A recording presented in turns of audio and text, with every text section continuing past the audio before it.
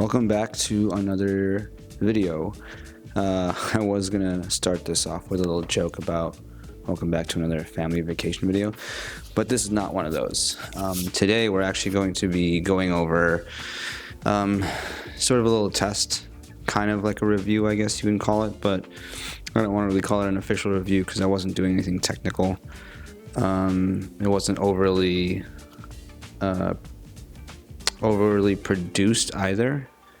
It was just kind of me taking two cameras that I own, which, spoiler alert, I don't own one of them anymore, but taking two of the cameras that I had and kind of comparing them to each other, mainly just because I wanted to see if it was worth keeping or not.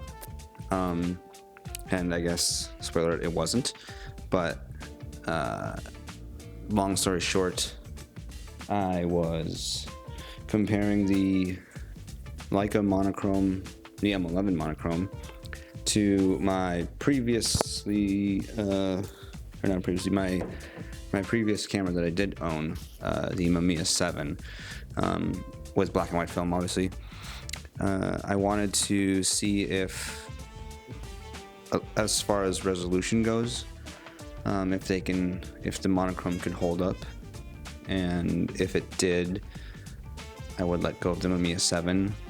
I love medium format.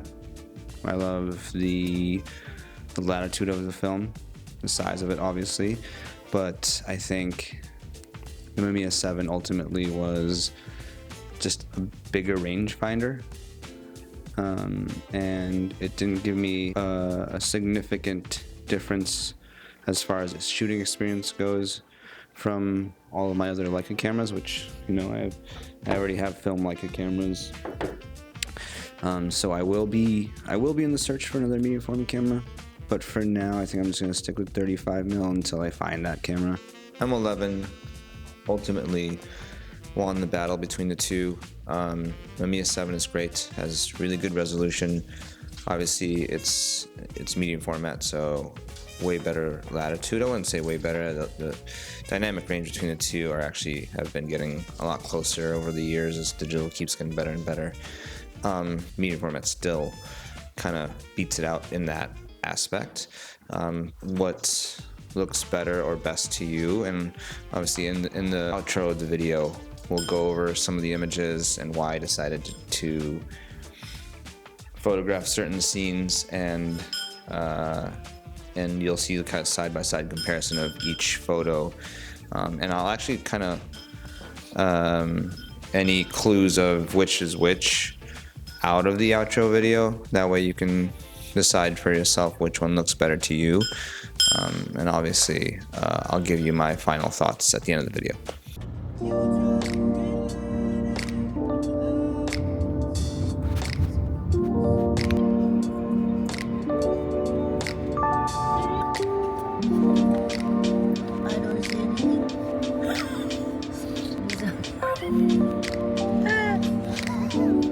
Where is it? The camera's up here.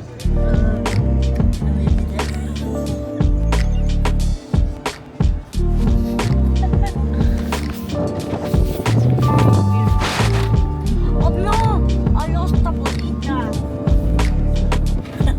You're recording that? Melt. Your family, bro.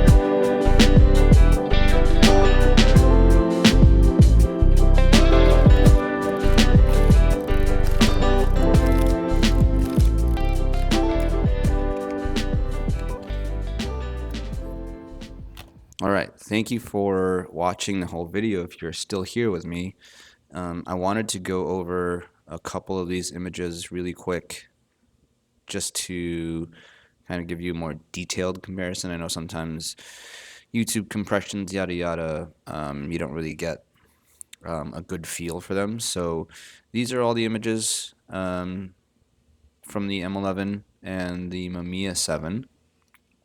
Now, I did not do any editing to them. I don't know if I mentioned that earlier, other than a little bit of exposure change for the M11 files. I do underexpose those specifically just to preserve highlights.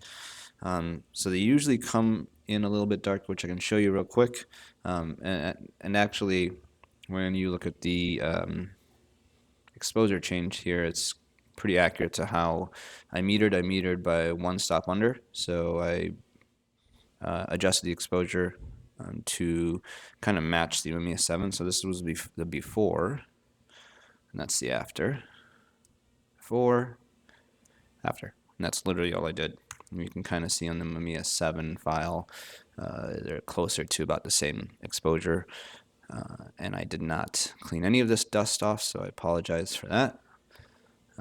But I wanted to mainly just show you detail and latitude comparisons between the two. So let's go into that image first, actually.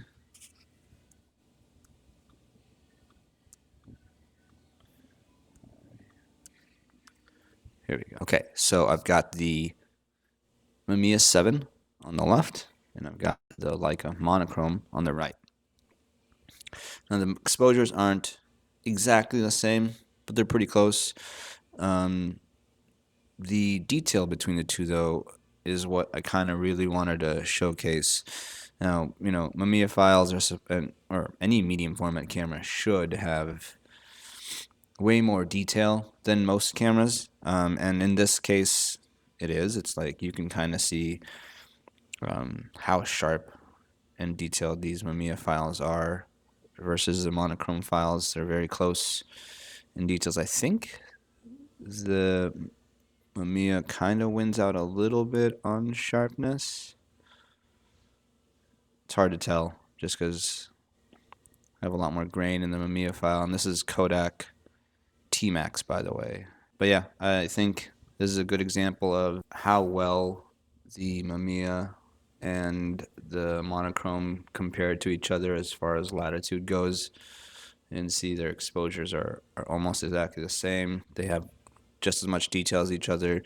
And if I applied, you know, my edits to this Mamiya file, I'm sure I can get them even closer. But let's go to the next image, or next pair of images. There we go. And now, for some reason, they're swapped, but I got the Mamiya on the right side and the monochrome on the left. And again, latitude-wise, they look great. Very similar.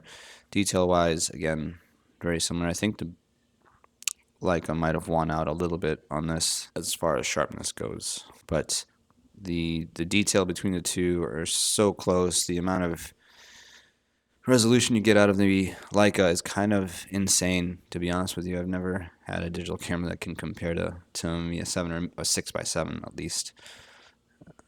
And now I guess you do. But let's move on to the next pair. Okay, so here is the Mamiya 7 is on the right again, Leica is on the left. And yeah, they do really well with each other. I think the Mamiya 7 has a little bit more even latitude. You can kind of see how the darks are getting a little too dark on the right-hand side here, or the right-hand side of the Mamiya, I mean the Leica monochrome exposure, and the Mamiya kind of wins out a little bit.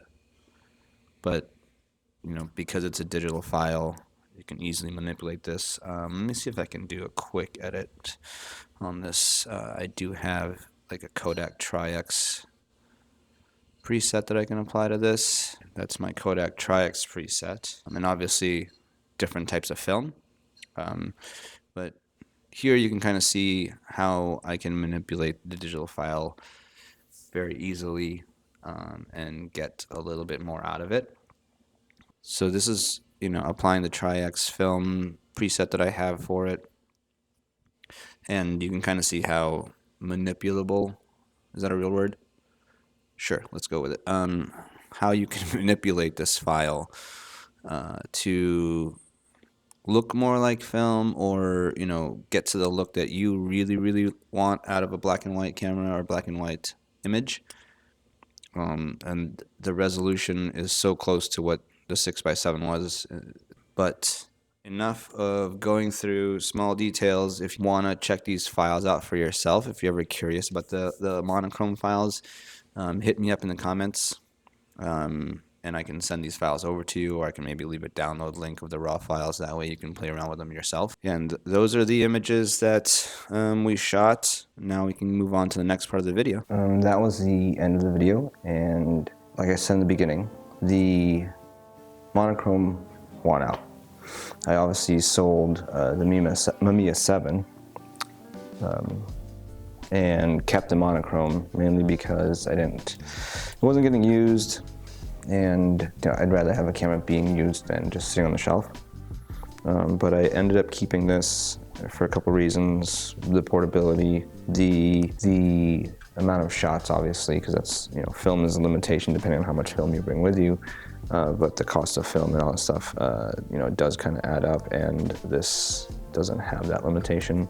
The other reason was I have been searching for a smaller pancake lens to make this a little bit more of like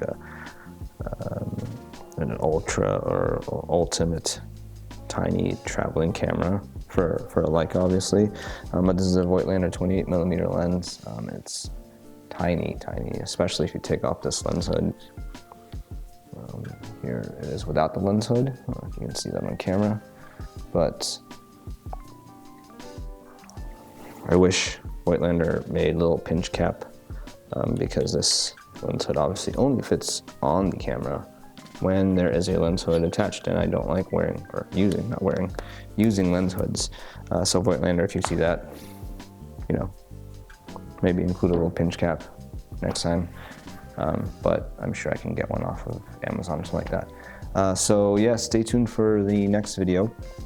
I think we're probably going to be doing a little comparison of the Leica MP and a monochrome and see how they stack up. That will be maybe a longer video, just because most of the rolls I buy are 36 frames. I'll see if I can find a 24 frame roll to keep it a little bit shorter. But I'll see you in the next video.